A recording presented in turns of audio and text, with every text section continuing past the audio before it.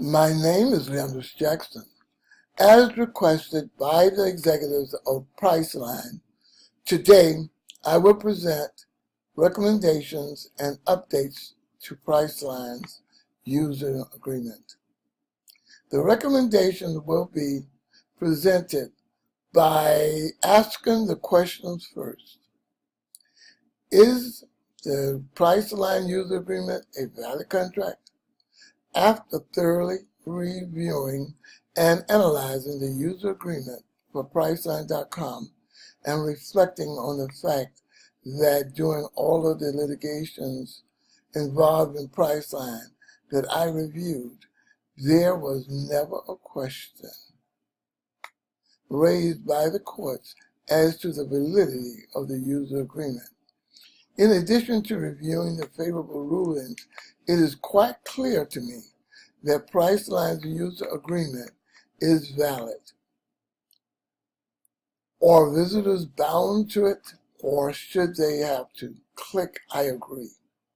The current user agreement does not require customers to check or initial an I agree box in order to validate the user agreement. The statement to users clearly says, if at any time you do not agree with any part of this agreement, you must discontinue use of the site. With regards to a customer's ability to sue Price Club, the answer is yes. As stated in the First Amendment Center, the right to petition the government for redress of grievances include a right to file suit in a court of law.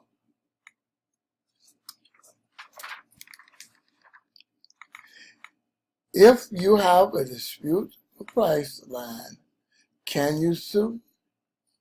Why or why not? In addressing the question regarding the right to sue, there should be a dispute with Priceline. The First Amendment Center addresses this question with the statement, the right to petition the government for redress of grievances includes the right to file suit in a court of law. The First Amendment Center further states the court has addressed claims of the right to seek redress in court as a due process of equal protection challenge. Therefore, consumers have the right to sue Priceline through should they have a dispute with the company. What changes would you recommend? After careful assessment, if I am advising Priceline, my advice would be, don't change a thing if you intend to maximize and extract every dollar possible from Priceline's customers by using confusing language. However, if transparency, customer satisfaction, and retention are important, then there are certain clauses that should be revised or completely deleted.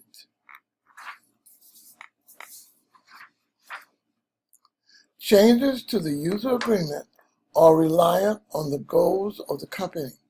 My recommendations for Priceline include avoiding any further litigation, restoring consumer trust, and restructuring the confusing language, which will aid customers in fully understanding the user agreement. The changes I would recommend are as follows. 1. The ability for consumers to opt out of the sharing of their personal information to Priceline's travel service providers. 2. An assurance to the consumer that their personal information will be protected.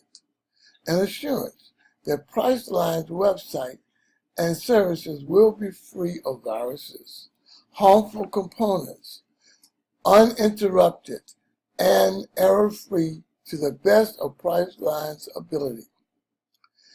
A statement indicating that should these problems occur, Priceline will do its utmost in correcting any problems or any such problems.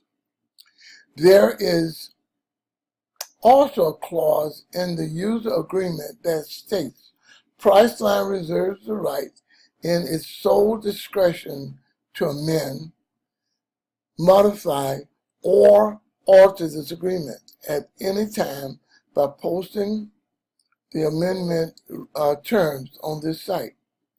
Well, in my opinion, this clause should be modified.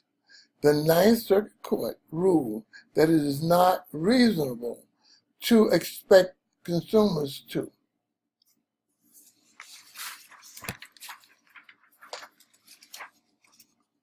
visit a company's website every day to determine if changes have been made to their policies. Consumers should be notified by the company that changes to its policies have been implemented. Should these changes not be met, as stated, Priceline runs the risk of squandering the trust of its consumers and undermining long-term consumer demands for Priceline services. Thank you.